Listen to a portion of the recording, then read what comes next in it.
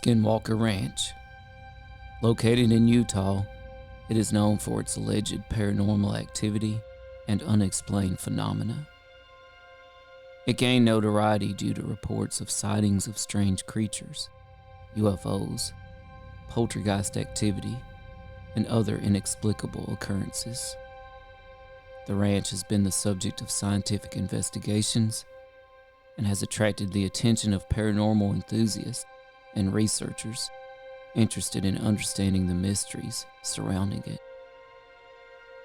Now owned by Brandon Fugal, it is the subject of a History Channel series, The Secret of Skinwalker Ranch. In an effort to gain a broader perspective and build larger data sets, Brandon has added 2 new team members to the Skinwalker Ranch team.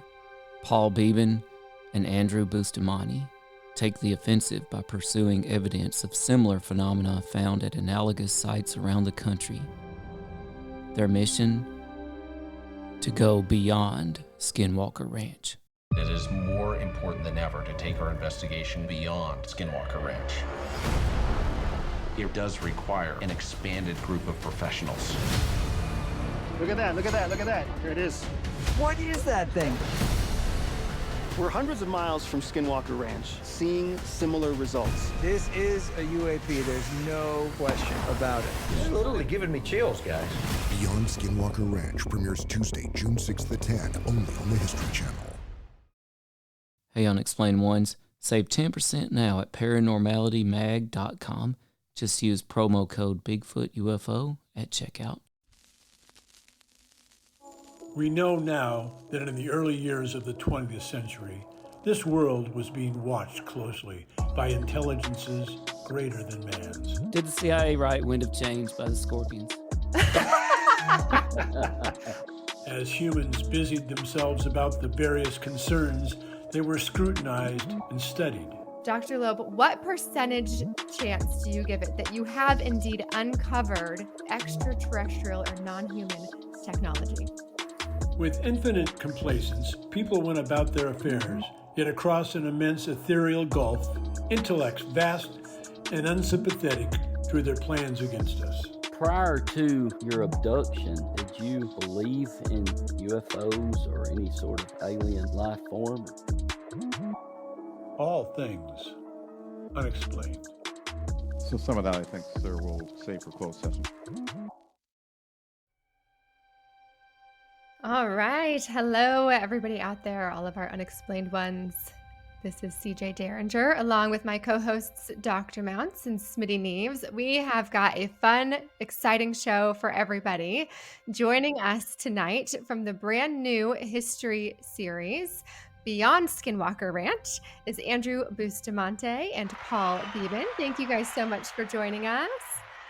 Also, a massive shout out to the Skinwalker Ranch insiders who are blowing up the comment section right now. We try to do our best every time to get to all of our followers' questions and comments. We will see if we can get to them tonight.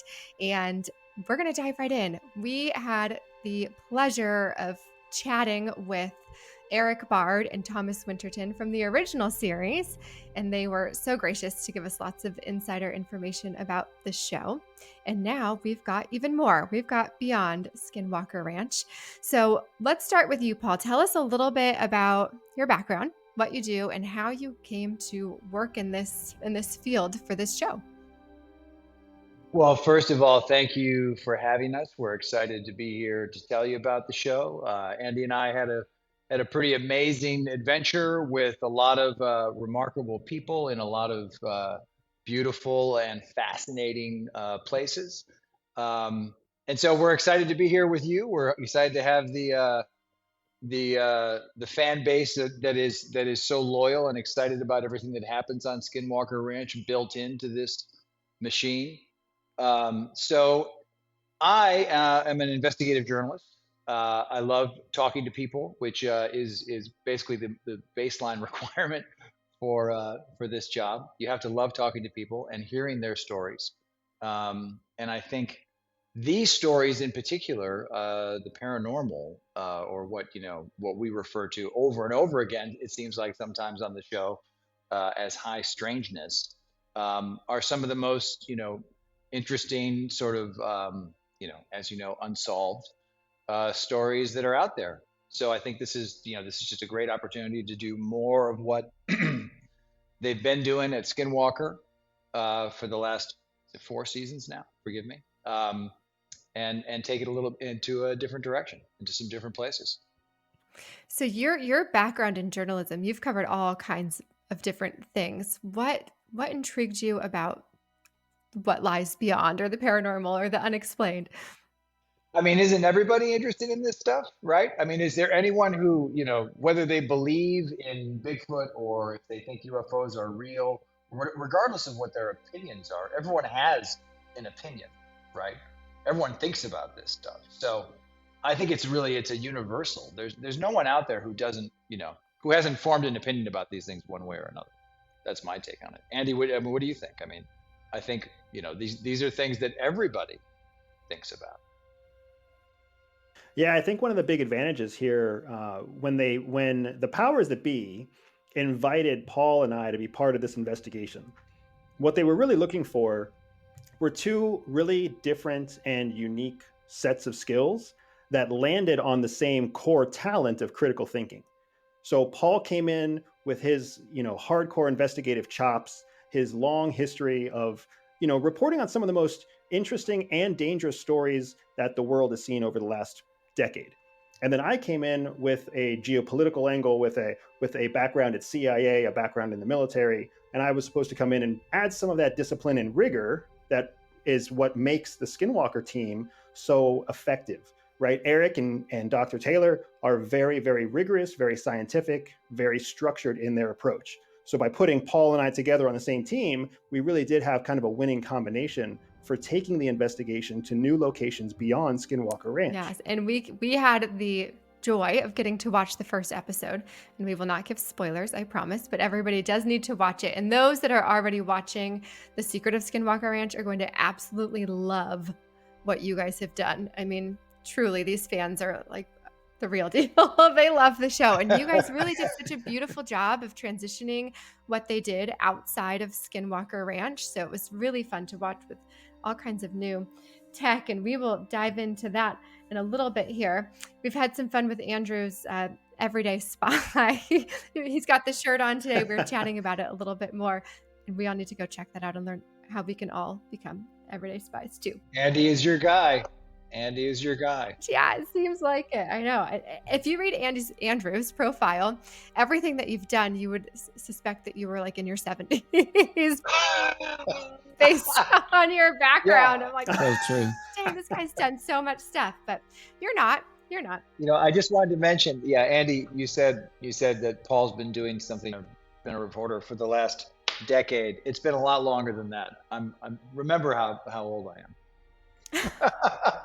Yeah, the thing is while we were on location and we've been given the thumbs up, Paul, to talk about our locations. Oh, we have? Okay. So all right. Yeah, so it's pretty exciting stuff. But I will say that wherever Paul and I were together, we were finding ourselves always actively answering questions about our age and our experience, because I think in real life we both kind of look like kids. I mean, Paul is like, you guys don't see it, but Paul is built like a brick. That's what we used to say in Pennsylvania. I have no idea. I am no. He is built hard. The dude is a lifelong athlete. So when you meet him, you're like, oh, who's this 35-year-old guy? And then he tells you his real age, and you're like, what? Stop the presses. We are getting off script here. I don't know where this show is going. I know. Now I want to know like what you do for your athletics and how we can all be so fit.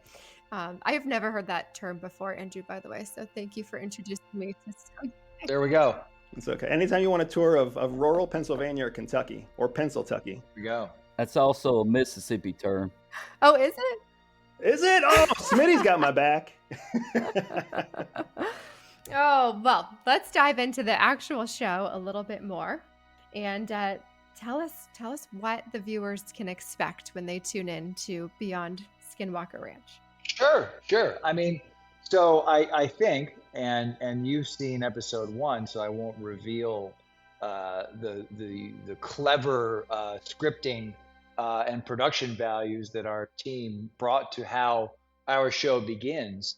But what you're going to see is, I think quite literally, what happens on Skinwalker taken to other locations beyond Skinwalker Ranch. We are sort of, the I don't want to spoil any of Travis's and Brandon's fun introductions. You guys have seen it, of course. But we are the new advanced team, to get out there and explore these other locations, and that's exactly what we do over the next 8 weeks. Starting next week, everyone will see what we've been up to, the things and conditions that we've endured, the weather that we've plowed through, and the experiences that we've tried to capture sometimes with more cameras than you can possibly imagine, and more difficulty for something that seems incredibly simple. But you'll see, this is what I think what makes our show obviously different is that we are literally on the move all the time, whereas the Skinwalker team is, they're in the same space, albeit, it's 5,000 acres. But from day to day where roughly they're going to be. With us, from episode to episode, people are just going to have to find out. Yeah, frankly, CJ and everybody, oftentimes Paul and I didn't really know what we were going to be doing day to day. We were following a live, active investigation. And, for those of you who are familiar with Skinwalker Ranch, everybody's very clear that Dr. Taylor and Eric Bard are running an active investigation that's being documented for television. Right. And that was the standard set from the beginning. We are not creating a TV show. We are not creating some sort of sensationalized hunt for the unexplained. We are bringing rigorous, proven scientific method, and we are using it to give, to put answers, to put data around some of the biggest questions that are out there. And that's a passion that's near and dear to Brandon's heart, Eric's heart, and Travis's heart. And Paul and I were pulled in to kind of help be both a counterbalance to their scientific focus, but also be an active, experienced, field-based team. Some of the stuff that Paul and I saw, it's the conditions in the winter in some of these remote locations were intense. And it takes a little bit of grit and resilience to be able to continue pushing the method, the scientific method in the investigation in those settings. And I think that's what we were kind of hired to do. And at the same time, we had the rigor and the discipline that gave Brandon specifically that peace of mind to know that we would execute with the same level of precision and consistency that he expects of the Skinwalker team. So really, it's not a Skinwalker team and a Beyond team. We are all one team. We just have two different playing fields. Yes, it shows that well in the actual episode that you guys work hand in hand with Brandon and Eric and Travis and such. And why do you think they had you guys shoot in the winter? Punishment, really. It's punished. It's like a rookie hazing, Yeah. The new guys. That's a great question, and and I think part of it was probably because I just wonder if the skies are clear. Or, yeah. Look, they were buying the drinks at the end. No, but look, we're not pulling back any magical curtain here. It was timing too. They shoot in the summer. This idea, hatched over the past, however long the development process has taken. And then once you're ready to go, you're ready to go. And it takes a lot of pre-production and a lot of planning. But then to Andy's point, it's also a live investigation, in the field, and things are evolving and changing from day to day. During the shoots, the weather is changing, conditions are changing, the information is changing. So it's a big team. There's a lot of people involved in a production like this and an investigation like this. But it's very nimble and fast moving. So it's, that's part of the fun. That's part of the privilege of working with, what's more fun than running around with a big team of really smart, high energy, highly skilled people, to execute something that you're interested in. And I wouldn't know. I run around with these two. I mean, look, hey, dare to dream. I think these guys are going places. They are. You can see it. I'm teasing. My energy level is pretty low. I will say that. He wouldn't be running per se. That could be a new fitness class for you, though, Smitty. Paranormal fitness. It needs something needs to happen. I'll say that much. We'll say. Let's leave it at that. Something needs to happen. Yeah, some paranormal Pilates. I'll tell you one thing that viewers are really going to enjoy about being part of our documentary investigation, right? Is that because we are in a different place every episode, right? Somebody asked in the comments how many episodes we have. We have 9 episodes spread out over 8 different locations, roughly 8 different locations. Right. And you are on a real investigation, a live investigation, and a real-time adventure with Paul and I, because we are hauling our equipment, the equipment that Travis and Eric get to keep in their closet. We were dragging that stuff all over America, right? We were like a fast response team on our backs through the snow, uphill, both ways. The struggle was real. In the winter. But more than that, I mean, to a certain extent, Paul's making a very humorous reference. But at the same time, this was a real documented event. So every time you see me and Paul, you have to remember that there are camera people and audio engineers and multiple producers who are out there suffering in the same conditions with us, doing their very best to capture the moments that Paul and I are collecting this data. And that is a very different beast, a very different animal than what they have at Skinwalker Ranch, because they've had Skinwalker Ranch basically wired from tip to stern. Yes. So every corner of that ranch is covered, and Eric makes sure of it, right? So they don't miss anything. It's a very different beast when you're, hunting for answers in the middle of a blizzard on the edge of a rock cliff in a part of the country where you'll never get invited back again, because they shouldn't have invited us back. They shouldn't have let us in the first time. I think, one thing that Andy's saying is our step count every day is much higher than the guys at Skinwalker. We're just running around a lot. So much fitter you guys are. No, go for it. That brings up a great question from listener Shannon DeZalvo. Do you guys ever wish you were able to stay in one place to investigate longer? May I, Andy? Go for it, man. It's funny you should ask, because first of all, yes, because things are happening and there's so much more sometimes that we want to be able to do. But I'm just going to put it out there now. You're going to see, as Andy pointed out, roughly 8 locations. We might be going back to some of these places. And you'll see throughout the course of the season, as we do these investigations and we come back and we talk with the crew at Skinwalker, we have more questions. Oh, we didn't even think of that. Maybe we should do this next time. Maybe we should try this or that or the other thing. So the answer is yes, and stay tuned. Yeah, and I would say, to add to that, the answer is kind of both yes and no, Paul, right? Because that's true. Okay, fair enough. Yeah. While there were many situations where we wish we could have stayed longer, just give us 7 days, give us 10 days, give us 30 more days in this one location. At the same time, we had the benefit of finding new leads. And when we found a new lead, it was literally just a phone call before we had 5 people on an airplane, Paul and I sitting next to each other, poring over notes as we were moving from one place to another, right? And that's one thing that I think Travis and Eric, there's got to be a part of them that wishes they had that kind of mobility, because we were able to move with that kind of agility from place to place and have this adventure and bring back meaningful, peer-reviewed information that advances the investigation on Skinwalker Ranch. So it was a double-edged sword for sure. Part of us wish we could stay and collect more data, and part of us was just loving the fact that we stayed in how many different hotels, Paul? Like 12 or 15 different hotels in 7 states. And I mean, as anyone who travels like that can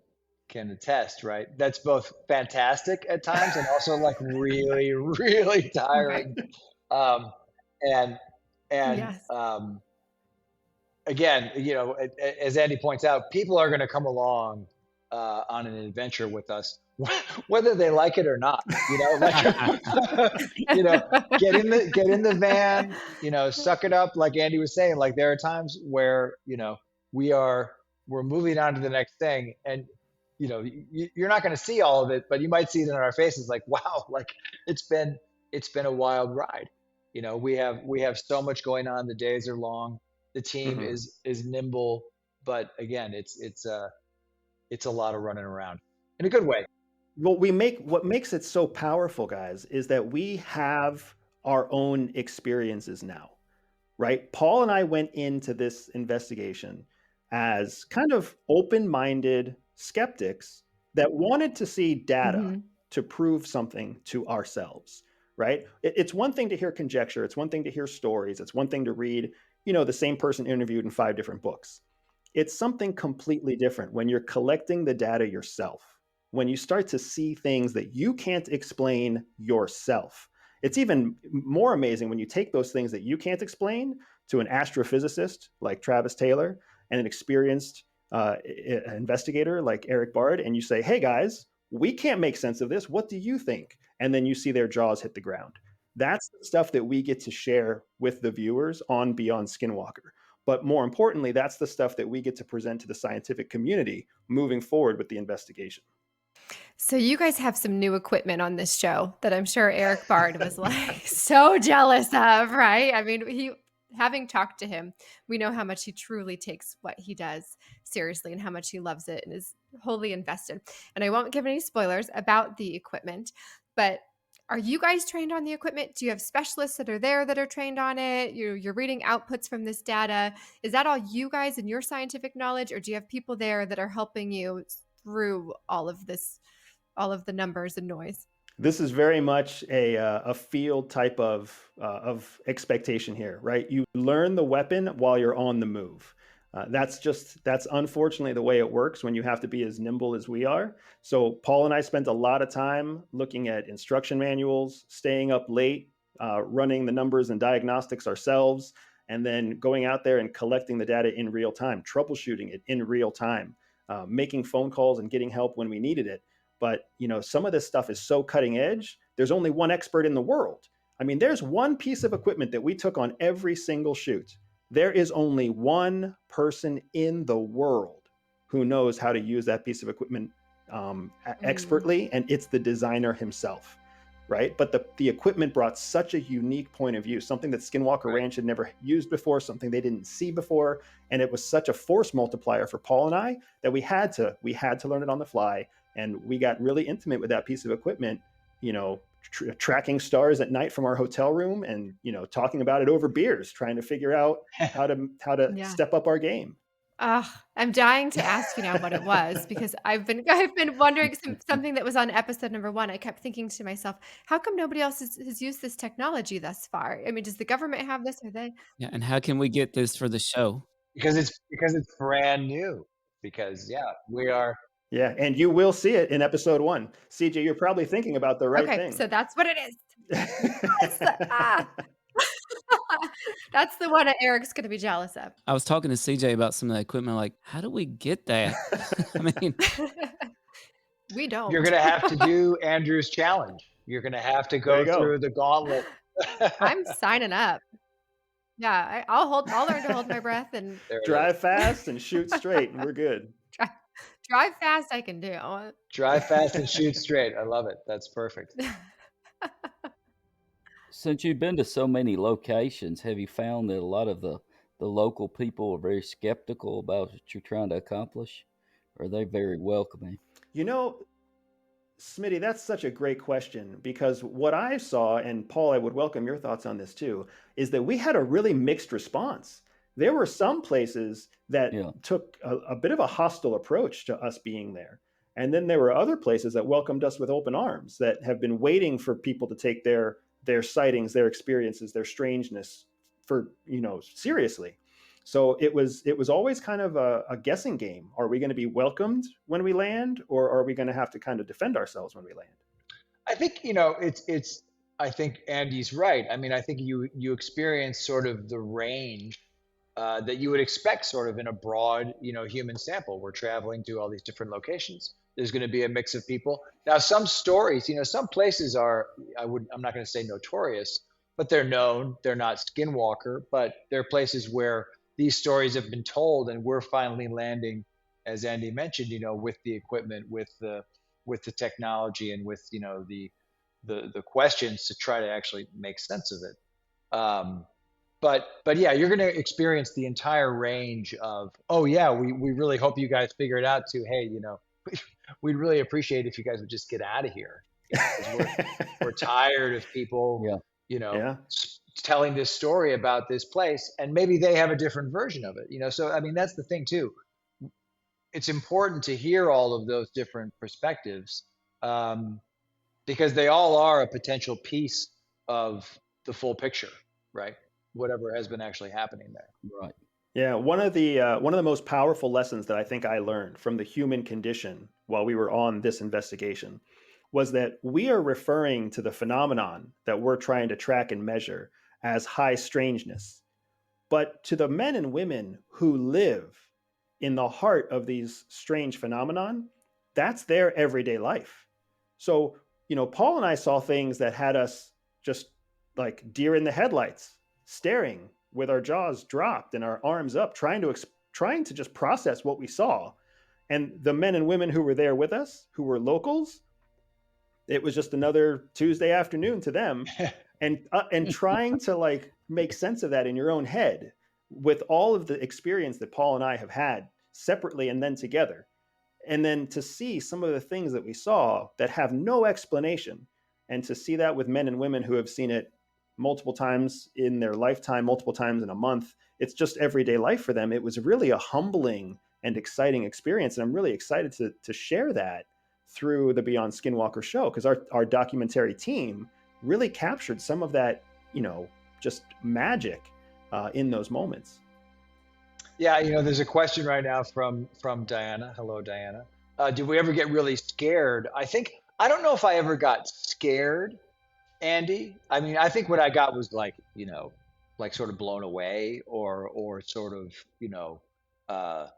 left with a sense of wonder, like, wait, what is happening? And Andy's probably going to laugh, because like some of those moments where I exclaim in a certain tone, like, what? Or, like those are moments that people are going to laugh about if they like this show. Because they're truly like, wait, what just happened? Because they sometimes things happen very quickly, as you all know from looking at these kinds of phenomena. Like it can just be a flash or a moment of weirdness or whatever, where something registers with you and others, and maybe it's on the equipment, or maybe it's not, or so that happens all the time. So I think that's what's kind of, that's where we're going with this. So not necessarily scared, but like, whoa, like something just happened. I would also say that, to Diana's question, in many situations, Paul and I did not have the context to realize the level of risk we were in. There were moments we were exposed to intense radiation that we didn't realize. We didn't know the level of intensity. We didn't know where it was focused. It wasn't until we were able to take that data back to Travis and Eric that they were able to actually frame it and give us a sense of the level of danger that we were exposed to. And to be frank, this is partially why the military uses reconnaissance teams. This is why there are forward deployed teams. We joke, and anybody who pays attention, anybody who served in the military, anybody who served especially in advanced teams in the Marine Corps or the Army, you're very familiar with the fact that there's a saying that we call forward recon teams too dumb to quit, because we actually don't know the level of risk that we're exposing ourselves to. We just know it all makes sense moving now. forward. It all makes sense now. When I was the words I was trying to find for Andy when we would like plow through the snow together, like, what's with this guy? Too dumb to quit. Too dumb to quit. Andrew's like, I can do this all day. sorry. He just teed that up for me. That's But no, awesome. like, it's, I mean, I do think one of the things that was so great about working together is that we do both have this, we're just going to plow through whatever it is to get where we're going. That high level of energy and the team, the entire team had it too. In, as you will see, all kinds of crazy conditions. But that, I think, again, that just feeds the intensity of those moments where we're, again, not really necessarily scared, but like, wait, what did we just? And we came this far, we came to this place looking for this thing or this experience, and then this happened or that happened, and that's, what I think is dynamic about our show. Not that Skinwalker itself isn't dynamic, because things are always happening there, but we are on the move in other places. Running and gunning is what you call it in television, which steals a lot of its metaphors from the military. But that's what we're doing all day long in all of these investigations.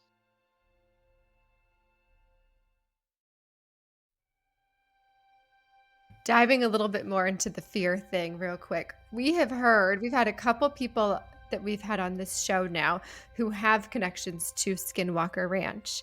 We've heard that some of the people that have lived on Skinwalker Ranch have what's called a hitchhiker, where they believe some sort of other being that has followed them off the ranch. We were told that even Travis Taylor thinks that he might have a hitchhiker.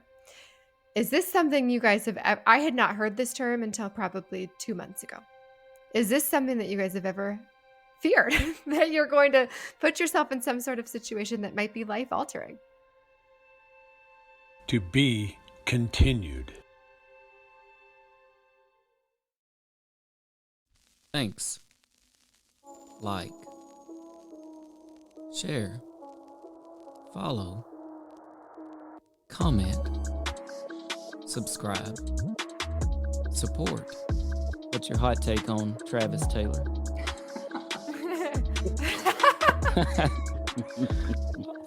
I've got an exclusive for you guys if you want it about the Alaska. We do.